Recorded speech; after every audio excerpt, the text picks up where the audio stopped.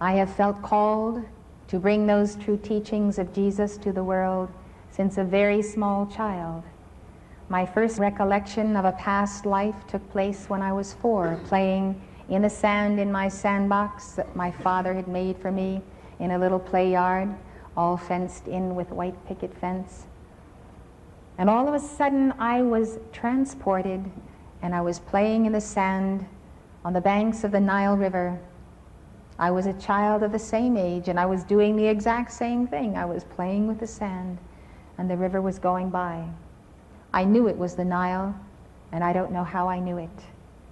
But after being there for some minutes, I was taken by what an extraordinary event was happening to me and somewhat frightened. So I ran to find my mother, and I said, "Mother, this is what's happened to me. What is it?"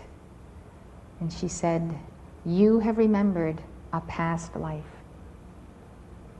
Now that was an amazing thing for a mother to do, not to deny that memory and snuff it out.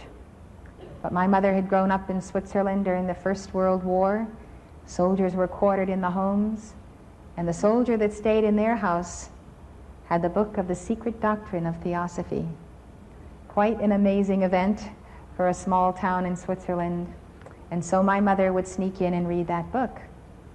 And she decided that the teaching on reincarnation was the most logical conclusion to the injustices and inequities of life.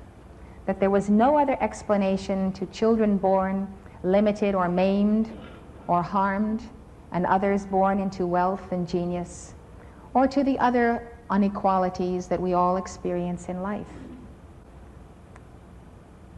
By that experience then, to me, having lived before was a fact of life, and I didn't need to think of it again. I wasn't preoccupied with it, it was simply a given. I always had a sense that the I that was thinking inside of me was a continuity of being. It had nothing to do with starting when this body began, and it wouldn't end when this body ended.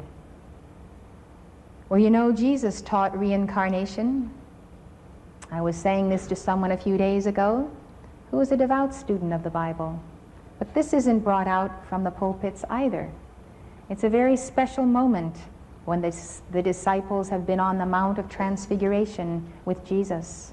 They see him transfigured, his garment is glistering white, and they observe him. He is talking to 2 ascended masters, Moses and Elijah.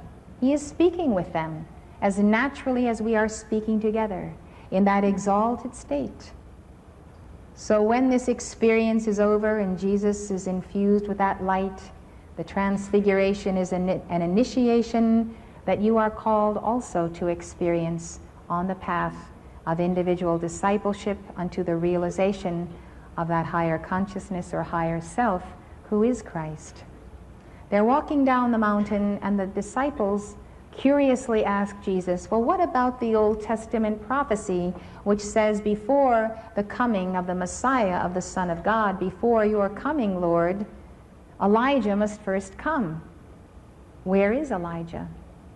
And then Jesus says to them, "He has already come, and they have done to him what they would, and so will they also do to me, the Son of Man." Then the disciples knew that he spake to them of John the Baptist. John the Baptist had come. He was the forerunner of Jesus, of whom Jesus said there was no greater born of woman. He had gone before him to proclaim his coming. He was fiery, a fiery prophet. And he challenged Herod for his unholy alliance with his brother's wife. And Herod had an unmitigated wrath and vengeance for John the Baptist. So he told his daughter Salome, who danced, whatever she wanted she could have. And she, in her wickedness, said to her father, "Bring me the head of John the Baptist." If you can imagine such ungodliness. And the head of John the Baptist was brought in on a platter into that feast. He had been imprisoned. And Jesus wept profoundly upon the death of John the Baptist. So that is what he was talking about. They had done to that great light no greater born of woman, what they would, and they would do it also to Jesus. Now this was spoken quite naturally in conversation. It wasn't a new teaching on reincarnation. It wasn't anything they didn't understand. All he had to say was, John the Baptist was Elijah come again. He has come. Reincarnation was the ongoing awareness of Jesus' teaching to his disciples. It was a given. I know this not only because it is in that scripture in Matthew 17, you can read it for yourself, but because as I became older, first of all, not having found Jesus' teaching in all the churches in our hometown, studying the scriptures, calling to Jesus, asking him questions, and he answering me in my heart and speaking to me and unveiling to me the mysteries of life all my childhood and teenage years. But it wasn't until I met Mark Prophet, about the age of 22, when I was a student at Boston University, that I had quickened in me the memory of my experience with Jesus. And Jesus opened my eyes that I could see that I had been his disciple, Martha. At the time he was on earth, Martha was the sister of Mary and of Lazarus, whom he raised from the dead. Not only did he quicken in me the memory that I had studied with him, I had cooked, I had kept that home where he visited and went for retreat in Bethany, but he quickened the memory of the teachings that he gave to the disciples and the inner circle of initiates. The preceding lecture was given by Elizabeth Clare Prophet, world-renowned author and spiritual teacher. The Summit Lighthouse is an international spiritual organization dedicated to universal enlightenment.